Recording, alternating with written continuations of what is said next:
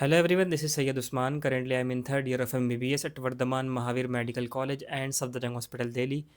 आज मैं एक ऐसे टॉपिक पे बात करने आपसे आया हूँ जिसका मैं काफ़ी टाइम से वेट कर रहा था कि ये टॉपिक मुझे ज़रूर डालना है। मैंने काफ़ी टाइम से कोई भी वीडियो नहीं डाली क्योंकि मैं बिज़ी था अपनी पढ़ाई में, ठीक है, अपने एग्ज़ाम्स में।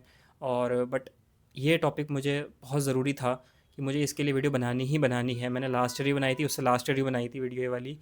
और इस वीडियो को बनाने का जो मोटिव है वो यही है कि जो चीज़ मैंने रमज़ानों में लास्ट 2 साल पहले जब मैंने फ़ेस करी थी अपने नीट के टाइम पे, वो आप फेस ना करो। एंड एज अ हाफिज़ मैं थोड़ा ज़्यादा कोरिलेट कर पाता हूँ इन सब चीज़ों से, क्योंकि हाफिज़ एक हाफिज़ को रमज़ानों में तरावी भी सुनानी होती है। या तो वो तरावी सुनता है या फिर सुनाता है। जिनको नहीं पता, वो हाफिज़ का ये मतलब होता है जिसने कुरान पूरा तरीके से रिमेंबर कर रखा हो, याद कर रखा हो, ठीक है। और उस हाफिज़ को जिसको कुरान याद होता है वो या तो तरावी सुनाता है या फिर सुनता है, मतलब पूरे तरावी में कुरान को पूरा सुनाता है या फिर सुनता है। तो मेरा तो हमेशा से यही मामूल था और मेरा हमेशा से ये रूटीन था कि मैं हर साल तरावी सुनाता था। लास्ट नीट से पहले मैं लास्ट 4-5 साल से तरावी सुना रहा था। लेकिन नीट 2022 में जब मेरा नीट 2022 एग्ज़ाम आया, तो उस साल मैंने नीट पहली बार तैयारी करके मैं नीट एग्ज़ाम दे रहा था। मुझे ये डर था कि मैं तरावी सुनाऊँगा, मेरे 20-25 दिन उसमें चले जाएँगे। और क्योंकि एक हाफ़िज़ को कुरान सुनाने के लिए उसको रिवाइज़ करना पड़ता है, और रिवाइज़ करने के लिए एटलीस्ट डेली 4 टू 5 आवर्स चाहिए ही चाहिए होते हैं। 4 से लेके 5 घंटे चाहिए ही चाहिए होते हैं। तो मैंने सोचा 4 से 5 घंटे मैं याद करूँगा, फिर तरावी सुनाऊँगा, तो मेरा तो बहुत टाइम चला जाएगा, मैं रिवाइज़ वगैरह नहीं कर पाऊँगा एज़ सच, ठीक है। तो मैं ये मेरी थिंकिंग थी नीट 2022 के टाइम पे। और मैंने सोचा कि अगर मैं ऐसा करूँगा तो मेरा सिलेक्शन नहीं हुआ था। एंड मेरा एक्चुअल में सिलेक्शन नहीं हुआ। इवन मैंने तरावी नहीं सुनाई थी उस साल, मेरा सिलेक्शन नहीं हुआ। मेरे 591 मार्क्स आए और मैंने उस साल तरावी भी नहीं सुनाई थी, इस डर से कि मेरा सिलेक्शन नहीं होगा, मेरा टाइम वेस्ट हो जाएगा, ठीक है। लेकिन जब नेक्स्ट ईयर मुझे बड़ा अफसोस हुआ इस बात को सोच के ना कि मैंने तरावी भी नहीं सुनाई।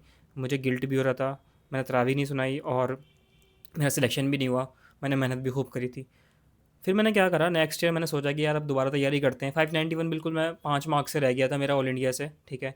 मैं दिल्ली से हूँ तो मेरे दिल्ली से ज़्यादा मार्क्स रह गया था, but all India 595 cut off गई थी। तो मुझे बहुत बुरा लगा कि यार मेरा सिलेक्शन भी नहीं हुआ, मैंने तरावी भी नहीं सुनाई, तो बहुत अजीब सी चीज़ हो गई थोड़ी सी। मैंने सोचा कि मतलब अब देखते हैं क्या होता है। फिर मैंने नीट 2023 की दोबारा से तैयारी करी। नीट 2023 में मैंने बहुत ज़्यादा मेहनत करी, दोबारा से अटैम्प्ट लिया, अच्छी तरीके से सारी चीज़ें करी जो एक करता है ड्रॉपर, ठीक है। मैंने अच्छे तरीके से करा सब कुछ। और नीट 2023 से मेरे 676 मार्क्स आए नीट 2023 में। और मैंने उस साल तरावी भी सुनाई थी 21 दिन की। और मैंने ऑफलाइन टेस्ट सीरीज़ भी ज्वाइन करी थी। मैं रमज़ानों में ऑफलाइन टेस्ट सीरीज़ भी देने जा रहा था, मैं तरावी भी सुना रहा था और मैं तैयारी भी कर रहा था अपनी नीट की। आप ये सोचिए, ठीक है। अब मैंने ये नहीं सोचा कि मेरा टाइम वेस्ट होगा, अब मैंने ये सोचा कि मुझे सुनानी ही सुनानी है। लास्ट ईयर मैंने नहीं सुनाई थी तो मेरा सिलेक्शन भी नहीं हुआ था। इस साल मैं सुनाऊंगा भी और मैं सिलेक्शन भी लूँगा। ये मेरा माइंडसेट था उस साल 2023 के टाइम पे। अब कई बच्चे ये सोचेंगे कि जो है आप एक गलत रिप्रेजेंटेशन दे रहे हो, गलत पॉइंट ऑफ व्यू रख रहे हो कि कोई अगर इबादत नहीं करेगा तो उसका सिलेक्शन नहीं होगा। मैं ये नहीं कहना चाह रहा। मैं आपको सिर्फ़ और सिर्फ ये बताना चाहता हूँ कि इबादत, कुरान, नमाज आपका सिलेक्शन नहीं रोक सकती, आपका सिलेक्शन नहीं रोकेगी। बल्कि अगर आप अच्छे से अपने आप को दीन के साथ, दुनिया के साथ दीन दीन भी अगर अगर आप दुनिया के साथ दीन को भी बैलेंस रखोगे, तो आपकी चीज़ें और स्मूथ हो जाएंगी, ज़्यादा से ज़्यादा और स्मूथ हो जाएंगी, ठीक है। क्योंकि ये एग्जांपल मैं आपको इसलिए देना चाहता हूँ कि इसलिए नहीं कि मैं बहुत बड़ा आदमी हूँ, मैंने बहुत अच्छा काम करके दिखा दिया। ये सिर्फ़ और सिर्फ एग्जांपल इसलिए है कि आप अपने दुनिया के साथ अपने दीन को ना छोड़ें, ठीक है। आप ऑब्वियसली पूरे साल से तैयारी करते हुए आ रहे हैं, लेकिन रमज़ान एक ऐसा टाइम है जिसमें आपको थोड़ा बहुत टाइम तो देना ही पड़ेगा, ठीक है। नमाज में ज़्यादा कोई टाइम नहीं जाता, 5 मिनट, 7 मिनट, 8 मिनट, 10 मिनट में नमाज हो जाती है आपकी एक वक्त की, ठीक है। अगर आपको कुरान भी पढ़ना है तो अगर आप आधे घंटे भी कुरान पढ़ोगे, 1 घंटे भी कुरान पढ़ लोगे दिन में तो बहुत है, ठीक है। आपका कुरान तो रमज़ान में पूरा हो ही जाएगा अगर 1 घंटे भी आपने डेली पढ़ लिया, ठीक है। तो मैं सिर्फ़ और सिर्फ ये कहना चाहता हूँ आपसे कि आप दुनिया के साथ साथ दीन को भी इम्पोर्टेंट समझें और नमाज कुरान को भी साथ साथ लेके चलें, ख़ासकर रमज़ानों में ही, ठीक है। क्योंकि बच्चे, मुझे पता है कोटा में कई सारे बच्चे हैं, अलग अलग स्टेट्स में काफ़ी सारे बच्चे हैं। और वो खासकर कोटा में बच्चे काफ़ी परेशान होते हैं क्योंकि उनका रूटीन ही नहीं बन पाता सहरी का और इफ्तार का, कि कब करेंगे कब पढ़ेंगे। लेकिन आप ये समझिए कि अगर ऑब्वियसली मैं कर सकता हूँ, मैं तो हाफिज़ हूँ, मैंने तो एक्स्ट्रा टाइम दिया। मैं हाफिज़ होके मैंने तो सिलेक्शन निकाला, मैंने उस साल तरावी भी सुनाई। मैं हाफिज़ होके मतलब ऑब्वियसली मैं 4-5 घंटे कुरान को देता था डेली, उसके बाद अपना पढ़ता था, ठीक है। मैं आपको अपना रूटीन बताता हूँ एक्चुअल में क्या था मेरा। कि सुबह-सुबह मैं उठता था, ठीक है? 12 बजे रात को सो जाता था, फिर सहरी में उठता था, सहरी करके फिर सो जाता था। फिर उसके बाद जो है मैं सुबह 8-9 बजे के करीब उठ के सबसे पहले कुरान याद करता था, क्योंकि सबसे ज़्यादा बड़ी टेंशन मेरे लिए ये था कि मैं अपना पारा याद कर पाऊँ और तरावी में अच्छी तरीके से सुना पाऊँ। तो मैं सबसे पहले उठ के कुरान याद करता था सुबह में 8-9 बजे, फिर 12 बजे तक 1 बजे तक मैं अपना पारा ही याद करता था, कुरान याद करता रहता था मैं। अब मुझे मेरे पारे याद हो गए 1 बजे तक, अब मैं 1 बजे ज़ोहर की नमाज़ पढ़ के अपना जो है नीट की स्टडी करने बैठ जाता था।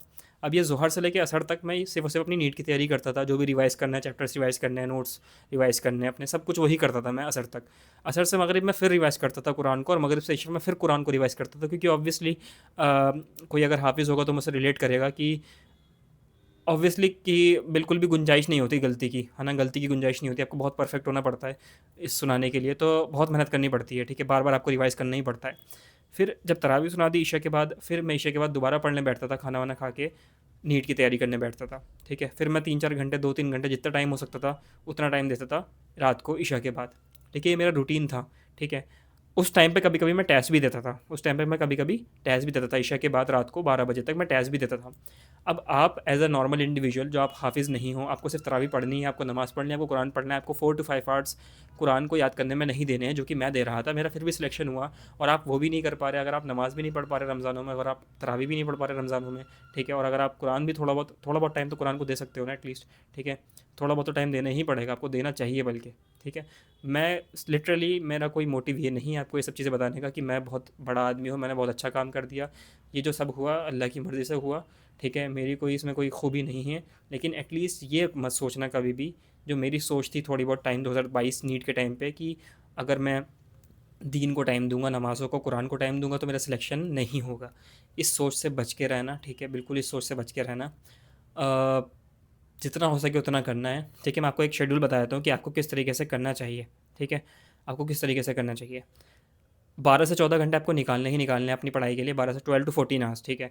अब जो बच्चे रात को सहरी तक जागते हैं, रात को जागते हैं, सहरी तक पढ़ते हैं, उनके लिए बहुत बढ़िया है। वो आराम से 5 घंटे रात में पढ़ सकते हैं, ठीक है? 5 टू 6 आवर्स रात में पढ़ सकते हैं।